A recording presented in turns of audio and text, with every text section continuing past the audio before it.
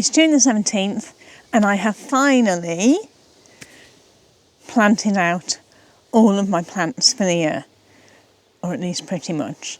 Everything in the cutting patch is planted out. We have full beds. I've got a couple of beds that still need a bit of weeding, but they're going to have the biennials at the end of the year, so no great rush for those. And so we are all set. Now, June the 17th is probably quite late, certainly later than it would normally have been for me in previous years. And that's because just life got in the way. So, to try and counteract my annual overwhelmed state for everything that needs to get done, I have created a thing. And when you're growing cut flowers, the growing part is not the difficult part, it's the remembering everything.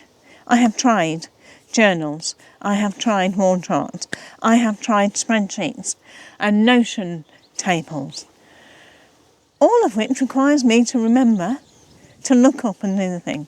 And I have to work out where I am in the season, and if I forgot to do something, it's backtracking. So what I needed was something that was going to tell me, this is where I am now in the season. These are the tasks that are important now for the plants that I'm growing. Not every single plant that's available, just the ones that I want to grow. And if I happen to miss a task, it perhaps doesn't get lost, but it's not nagging me all the time. It's just quietly sitting there, and I can either forget about it because actually it wasn't that important and other things have taken over anyway, or I can track back and see whether I've got time to fit it in now. So nothing gets lost, everything is there, and I can choose what's important on that day with guidance of what is seasonally useful. So let me show you a bit more. This is the Flower Grower Companion app.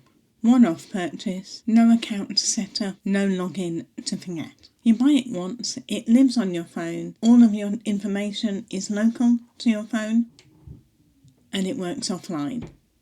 Because half the times when you want to use it, you're going to be in your garden with no signal or no internet connection, not sat at your desk. It's personalised. You tell it where you are, so whether you're in the UK and the zones within the UK, or whether you're in the US and zones within the US, or hopefully pick one of those zones that applies to you, and then tell it what you're growing. And from that point on, everything you see is built around your garden. Not a generic what-to-do list that assumes you live somewhere warmer than you do.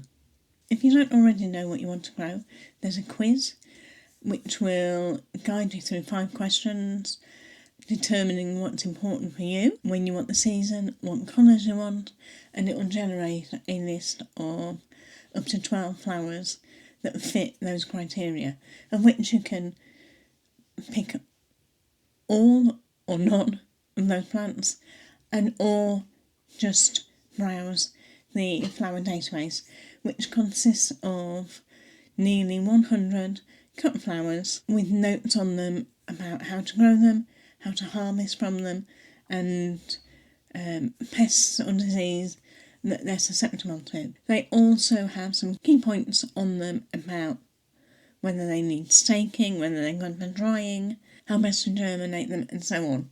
So it's a quick look up to see what you need to do at any point in time. Once your garden's set up, then there's a couple of ways to then look at the tasks that you might like to do. And those tasks are now based on your location. If you later add different plants in, then the tasks will update to include tasks relevant for that plant.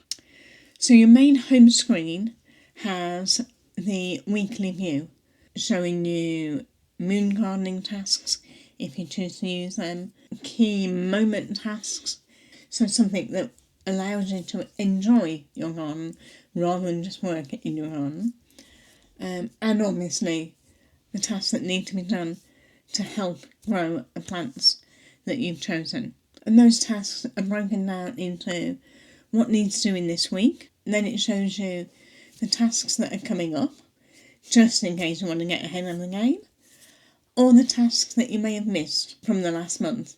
Again, just if you want to catch up. There's also a monthly planner that shows you all of the tasks that are needed for your plants and garden that each on a monthly basis. So you can either look forward or back to try and either get ahead or retrospectively complete any task. And there's also a growing journal. And the journal allows you to keep track of what you planted, what you sowed and when, how many plants have germinated, how many you planted out, when you planted them out, when they flowered, how many you harvested, and so on, so that you can get a picture of how productive your garden was with the aim of working out or looking at it. So really, I mean, it's a lot of work to do during the season, but it's there to help future you work out what worked and what didn't. So there you are.